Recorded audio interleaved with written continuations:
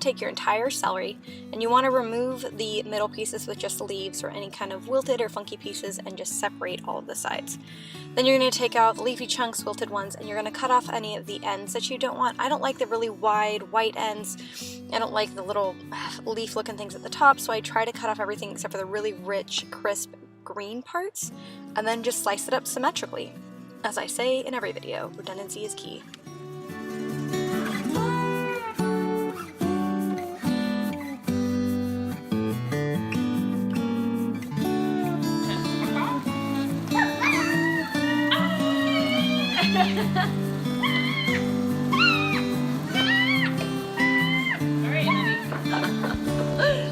Too fun. We're going to slow it down just a touch here because I really want to take the time to explain how I cut onions. So I already have a half of an onion. Jamie used the other ones for his green beans, and then we're just going to peel off the extra layer. You want to get any of the brown, and you can just cut slightly through it and then peel it off. Now that we have just a half, we're going to, I guess, quarter it or half it again, and then you're going to lay it on its side. And you always want to create tension. See how I picked up my hands and I'm kind of creating a pinching motion? And then you want to keep the onion pieces down, kind of use the dexterity in your fingers and your hands and try to hold them in place. Use your thumbs, you can use like that monkey grip that I like to call it, like right here, where you're really pushing those things together. You don't want to push it so hard that like the onion pieces like explode out the top, but you want enough that it's going to use the fact that an onion already has striations in it towards your advantage.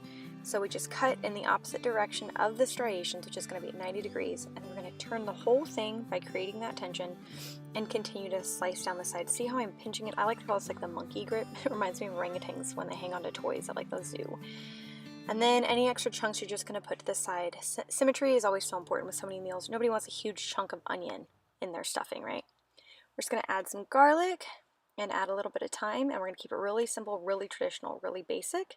And we're going to put this on our skillet, which you always want to grease first. I'm using avocado oil. I really want you to avoid polyunsaturated fatty acids. I have a video coming on that soon, or it's already up, but no canola oil, no corn oil, just use butter, use avocado oil, and if you have to use olive oil. I wanted extra garlic because I'm crazy like that, so I put some in the pan as well. And then I have a little bit of eggs off to the side that we're going to use later in the stuffing. So while the oil was heating, I just threw those into a little bowl real quick, whisked them out with a fork.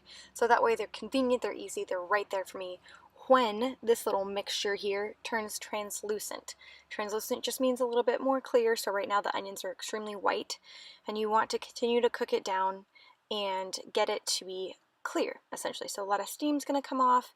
You want to stir it on occasion. You can cook other things, which I will be showing you are cauliflower, mashed potatoes, and some other stuff that we were doing as well. So that's all it is. It's really very, very simple. I'm showing you our amazing bone broth that we got from USDA Wellness Meats. That had so much flavor. It totally made this meal. I couldn't even believe how delicious it was. And we will be using it for our turkey soup recipe, so stay tuned for that. For what to do with turkey leftovers. But then, of course, we got to take a little excursion.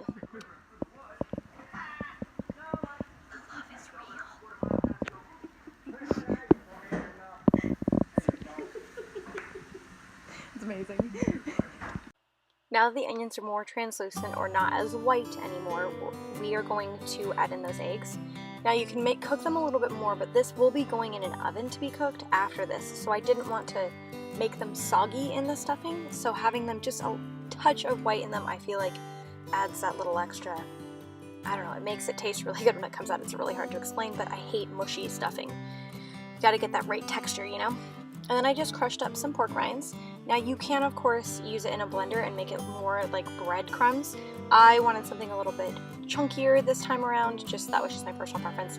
The texture is all about personal preference, so go ahead, throw some pork rinds into your blender and just make them mushy if you like that consistency. I want to try something different.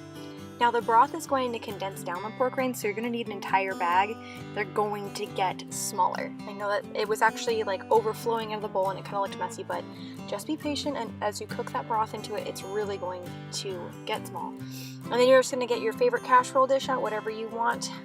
You're going to throw the entire stuffing mixture in there and then toss it into the oven at 350 for about 30 minutes.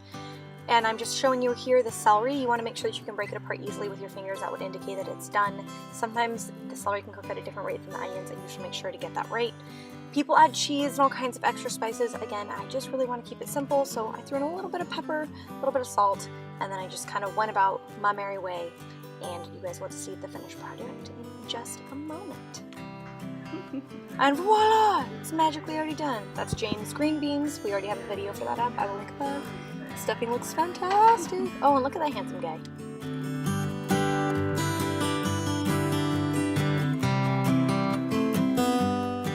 I like when I record this. What is it? Look inside. Ready? What? What is that? Dog food. What is it? It is kind of bacon. That's bacon. Yummy. Will you show the camera your bacon? Here. What's that? Say Bacon.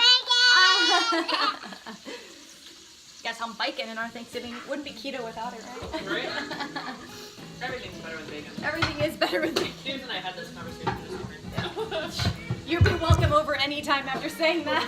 She can come back on time. I always call them